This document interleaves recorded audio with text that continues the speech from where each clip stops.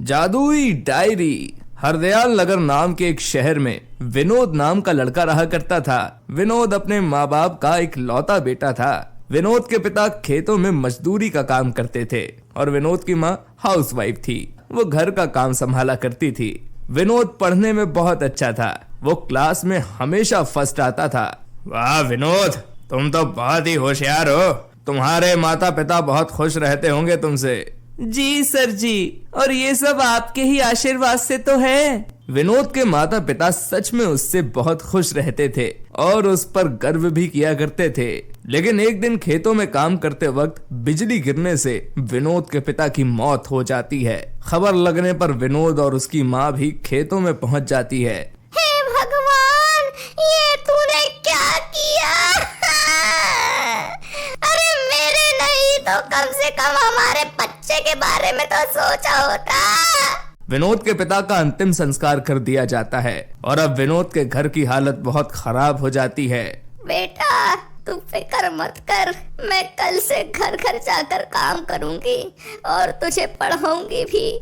नहीं माँ, कल से मैं काम पर जाऊंगा, तुम नहीं। नहीं बेटा, मैं काम पर जाऊंगी और तुम पढ़ाई करके अपने माँ बाप का नाम रोशन करना, ठीक है बेटे? अगले दिन विनोद की माँ घर घर जाकर काम करने लगती है। विनोद भी पहले घर का काम करता और फिर पढ़ाई करने बैठ जाता। एक दिन विनोद स्कूल जा रहा होता है, तभी वो देखता है एक कुत्ता बुढ़े बुजुर्ग को परेशान कर रहा होता है। विनोद हिम्मत दिखाते हुए उस कुत्ते को वहां से भगा देता है। आप ठीक तो है ना?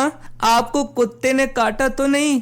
अरे नहीं बेटा, आज तुमने मुझे बचा लिया। जी, ये तो मेरा फर्ज था। वाह बेटा, तुम तो सच में बहुत बहादुर हो। इसलिए मेरी तरफ से ये लो, ये है जादुई डायरी।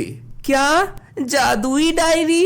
हाँ, ये एक जादुई डायरी है। इसमें तुम जो भी 3 विशेष लिखोगे वो सच में पूरी हो जाएगी। विनोद डायरी लेकर घर चला जाता है और घर पहुंचकर वो डायरी में लिखता है, हे जादुई डायरी, मेरी माँ की एक अच्छी सी नौकरी लग जाए, हमारी पैसों की समस्या दूर हो जाए और हम खुशी खुशी रहने लगे।